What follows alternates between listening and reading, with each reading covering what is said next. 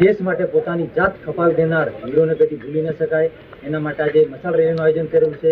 Captain વિક્રમ બત્રાની આગેવાનીમાં જ્યારે 1999માં કારગિલ યુદ્ધ કર્યું હતું અને એમાં આપણે વિજય રહ્યા હતા અને છેલ્લી આપણી ચોટી ટાઈગર હિલ પર આપણે તિરંગો લહેરાવીને 26 જુલાઈએ એની વિજયની ઘોષણા કરી હતી.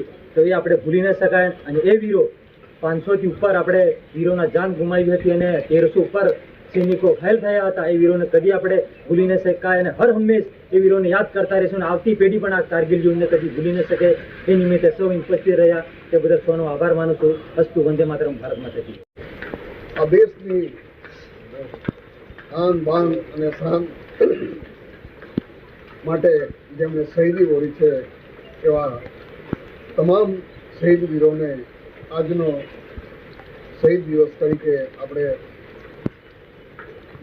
સન્માન આપી રહ્યા છે. ત્યારે એ કાર્યક્રમની અંદર તમામ યુવા મોરચાના આગેવાનો, આ વિસ્તારના જિલ્લા પંચાયતના સભ્ય ગુલાબભાઈ, યુવા મોરચાના પ્રમુખભાઈ વિપુલભાઈ, સંગઠનના પ્રમુખભાઈ રમેશભાઈ અને બધા જ હોદ્દેદારો, ભાઈ મયંકભાઈ, યુવા મોરચાના મહામંત્રી મયંકભાઈથી લઈને તમામ બધા જ આગેવાનોએ જે ભાગ લીધો.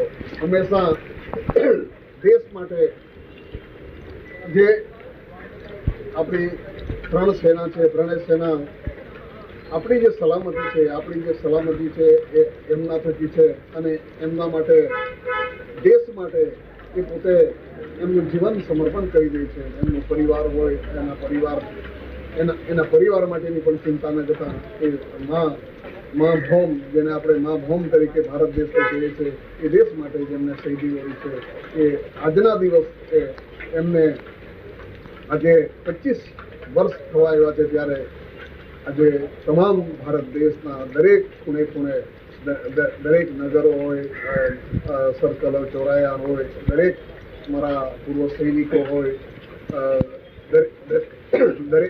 દરેક 3-5ના સૈનિકો છે એ દરેક આખા દેશની અંદર એને શહીદ દિવસ તરીકે ઉજવી રહ્યા છે. ત્યારે આ તબક્કે આ કાર્યક્રમમાં ઉપસ્થિત તમામ બધા જ આગેવાનોના નામ ન લેતા એક આગેવાન જેણે પણ ભાગ લીધો છે, જેમ આપણે નીકળ્યા, વરસાદ પણ આવ્યો છે, પણ એ તો પરીક્ષા છે. વરસાદમાં દેશનો જવાન જ્યારે લડતો હોય ત્યારે શું વરસાદ, શું ઠંડી, શું તોફાન, એના સાથે પથ્થર સાથે ટકરાઈને, ગોળી સાથે ટકરાઈને આપણી સલામતી કરતો હોય ત્યારે એમના શહીદી એ માટે આજના દિવસનો જેને કહી શકાય કે કારગિલ માટે જેમણે શહીદી વહોરી છે એમના પરિવાર માટે, એમના દેશ માટે તો ખરું પણ એમના પરિવારો માટે પણ આપણે એમને માન અને અભિમાન સાથે એમને સલામી આપવી પડે. કારણ કે એમનું પરિવાર, જેમને શહીદી વહોરી છે